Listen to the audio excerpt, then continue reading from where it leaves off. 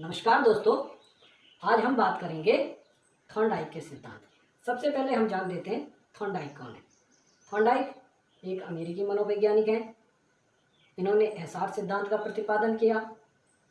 इन्हें व्यवहारवादी मनोवैज्ञानिक माना जाता है और 1898 में इन्होंने अपनी पुस्तक प्रकाशित की थी एनिमल इंटेलिजेंस, और उसमें कनेक्शनिज्म का प्रतिपादन किया था।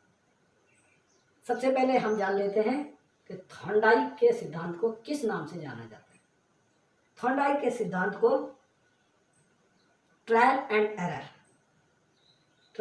एरर के नाम से जाना जाता है। इसके अतिरिक्त उसके अन्य नाम हैं। अन्य नामों में उद्दीपन अनुक्रिया का सिद्धांत, संयोजनवाद का सिद्धांत, बॉन्ड थ्योरी और एसआर थ्योरी, इतने नामों से हम थॉर्नडाइक के सिद्धांत को जानते हैं। थॉर्नडाइक कहते क्या है? थॉर्नडाइक के अनुसार जब कोई उद्दीपक प्राणी के समक्ष उपस्थित होता है तो वह उसके प्रति रिस्पॉन्स करता है, जिससे स्टिमुलस व रिस्पॉन्स के बीच बॉन्ड बनता है, जिन्हें एसआर बॉन्ड कहते हैं।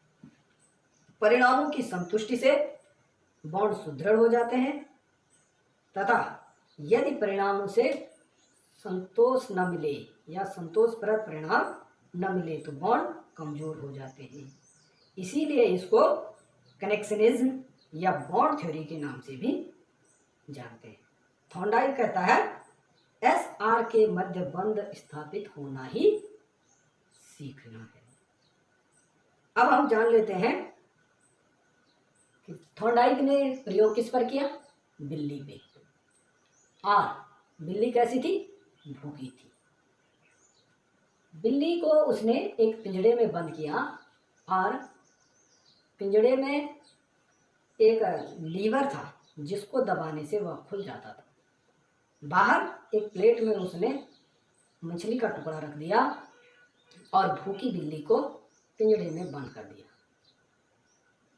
पूरे प्रयोग के दौरान जब बिल्ली अंदर बंद थी तो वह बार बार प्रयास कर रही थी, और एक बार बाय चांस उसका पैर खटके में दब गया और खटका खुल गया और बिल्ली बाहर आकर भोजन प्राप्त कर गई।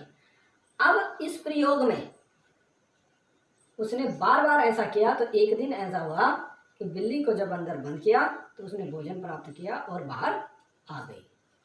तो थॉर्नडाइक के इस प्रयोग में जो स्टेजेज आती हैं वो 7 स्टेजेज हैं, जिन्हें थॉर्नडाइक ने इन 7 में क्रमबद्ध रूप से बताया है। पहला है मोटिव।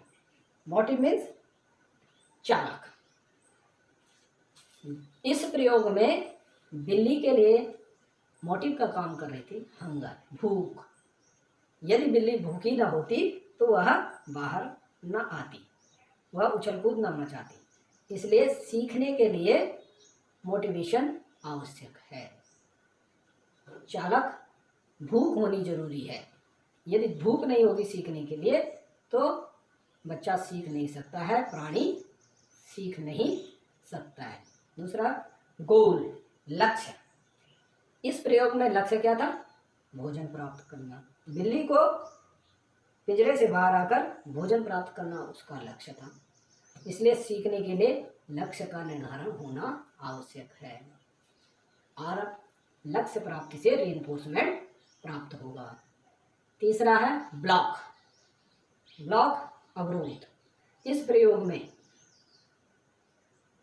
पिंजड़ा अवरोध का काम कर रहा था।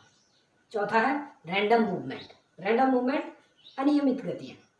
क्योंकि बिल्ली को पिंजड़ा खोलने का पता नहीं था कि इसको कैसे खोलना है, इसलिए वह जो है बहुत सारी गतिविधियाँ कर रही थी उसके अंदर, और बाय चांस उसका पैर पड़ा तो वह बाहर आ गई। अगला है चांस सक्सेस। अनियमित गति करते हुए एक बार पिंजड़े को संयोगवश खोलने में वह सफल हो गई तो उसे चांस सक्सेस का नाम दिया उसने। Selection of proper movement.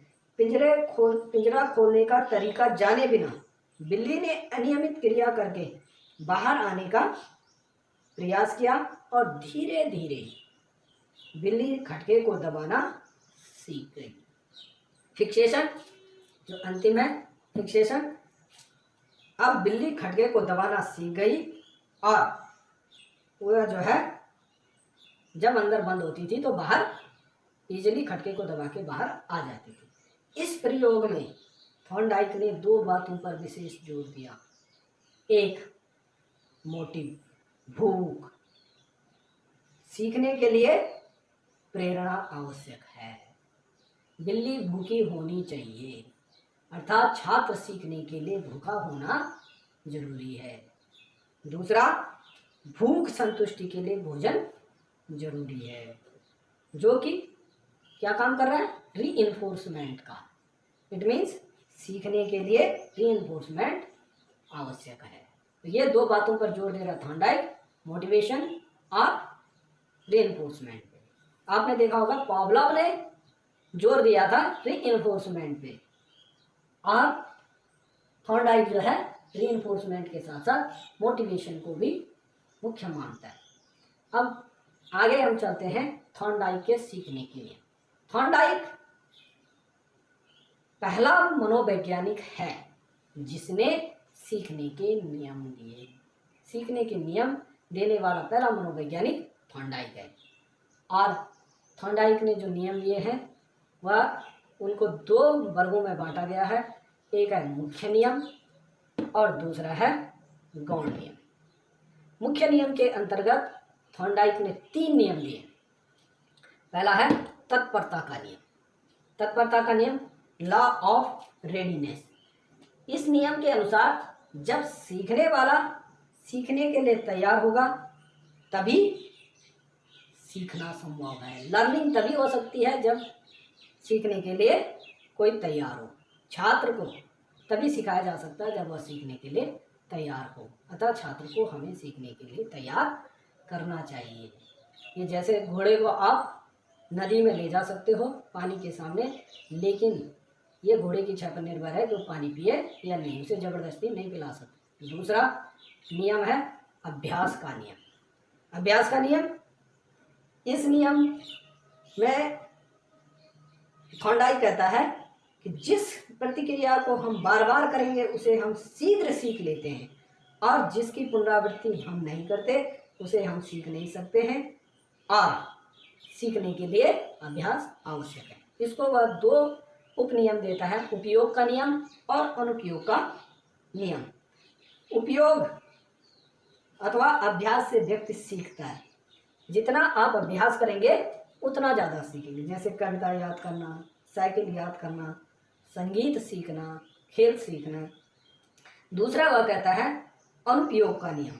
यदि सीखे हुए कार्य का अभ्यास नहीं किया जाता है तो व्यक्ति उसे भूल जाता है। तो शिक्षकों को छात्रों को विषयों को लगातार अभ्यास करवाना चाहिए। तीसरा नियम है प्रभाव का नियम, लॉ ऑफ इफेक्ट। इस नियम के अनुसार जिस कार्य को करने से संतोष या सुख मिलता है उसे हम बार बार करना चाहते हैं। इस नियम को संतोष व असंतोष का नियम भी कहते हैं और यह जो है पुरस्कार और दंड की ओर भी संकेत करता है। पुरस्कार प्राप्ति के लिए हम ऐसा कार्य करना चाहते हैं जो हमें संतुष्टि प्रदान करे। दूसरे प्रकार के नियम दिए थे थॉर्नडाइक ने गौण। गौण नियम है 5। तो मुख्य नियम 3 है, गौण नियम 5 है। गौण नियम में पहला नियम है बहु अनुक्रिया का नियम। बहु अनुक्रिया, मल्टीपल रिस्पॉन्स का नियम, लॉ ऑफ मल्टीपल रिस्पॉन्स इसको कहते हैं। जब एक स्टिमुलस के प्रति व्यक्ति कई प्रकार की अनुक्रियाएं करता है और सही अनुक्रिया का जब वह चुनाव कर लेता है तो उसे अपने माइंड में बिठा लेता है। यह जो है लॉ ऑफ मल्टीपल रिस्पॉन्स कहा जाता है। और इसमें जैसे बिल्ली ने बहुत सारी अनुक्रियाएं की और उसके बाद सही अनुक्रिया करके वह खटके को दबाना सीख गई। दूसरा है मनोवृत्ति का नियम, law of attitude, law of mental set जिसको कहते हैं, लॉ ऑफ एटीट्यूड भी कहते हैं। इस नियम के अनुसार शिक्षण क्रिया से पूर्व बालक को सीखने के लिए मानसिक रूप से तैयार किया जाए। यदि बालक सीखने के लिए मानसिक रूप से तैयार नहीं होगा तो वह सीख नहीं पाएगा। अगला नियम है आंशिक क्रिया का नियम। आंशिक क्रिया का नियम, लॉ ऑफ पार्शियल एक्टिविटी। इस नियम के अनुसार प्राणी सीखने की परिस्थिति में क्या करता है, सुसंगत तत्वों को पहचानता है और उनके प्रति रिस्पॉन्स देना सीखता है। इस नियम से हमें शिक्षण के एक सूत्र का भी आभास होता है जो कहता है अंश से पूर्ण की ओर, छोटे छोटे स्टेप से बड़े स्टेप की ओर बढ़ना। अगला है सादृश्यता का नियम। चौथा नियम उसका जो है गौण नियमों में सादृश्यता का नियम है, लॉ ऑफ एनालॉजी। इसके अनुसार प्राणी अपने पूर्व अनुभवों के आधार पर ठीक उसी तरह की परिस्थिति ढूंढते हैं और उसके बाद उस पर प्रतिक्रिया करते हैं। इससे भी सीखने के एक सूत्र का प्रयोग हो रहा है। वो कौन सा प्रयोग है, नोन टू अननोन। जैसे अगर आप साइकिल चलाना जानते हैं और उसके बाद आप मोटरसाइकिल चला रहे हैं तो आप जो है जब मोटरसाइकिल चलाएंगे तो साइकिल सीखा हुआ ज्ञान आप मोटरसाइकिल में प्रयोग करते हैं। तीसरा जो आखिरी है, पांचवा नियम, वह है सहचर्य का नियम। इसे एसोसिएटिव शिफ्टिंग कहते हैं। एसोसिएटिव शिफ्टिंग, एक स्थान पर अर्जित ज्ञान का प्रयोग दूसरे स्थान पर करना, ये एसोसिएटिव शिफ्टिंग है। तो ये 5 नियम उसने दिए थे। अब हम जो है इसके एजुकेशनल इम्प्लीकेशंस की बात कर लेते हैं। इसके जो है शैक्षिक उपादेयता क्या है, थॉर्नडाइक के प्रयोग की शैक्षिक उपादेयता क्या है। उसके प्रयोग में देखिए आप, शैक्षिक उपादेयता जब हम बात करेंगे तो उसके जो नियम हैं उनसे ही शैक्षिक उपादेयता निकल रही है। एक, मोटिवेशन, सीखने के लिए बच्चे को मोटिवेशन आवश्यक है। दूसरा, रीइंफोर्समेंट, सीखने के लिए रीइंफोर्समेंट आवश्यक है। तीसरा, गोल, लक्ष्य का निर्धारण आवश्यक है। चौथा, सीखने के लिए रेडी होना जरूरी है, तैयार किया जाना जरूरी है। पांचवा, एक्सरसाइज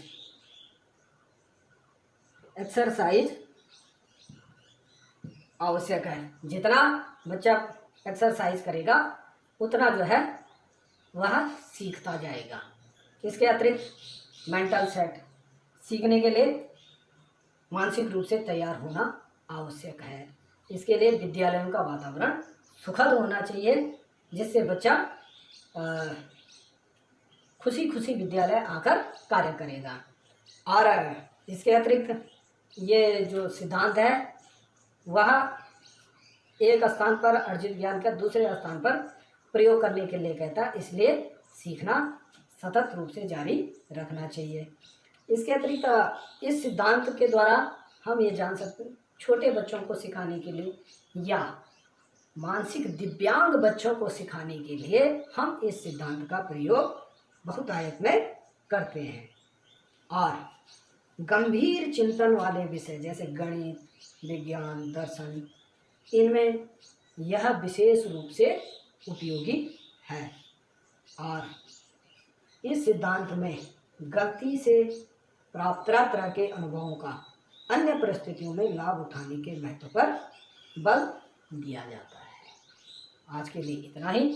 अगले वीडियो में हम स्किनर के सिद्धांत के बारे में बात करेंगे। तब तक के लिए धन्यवाद।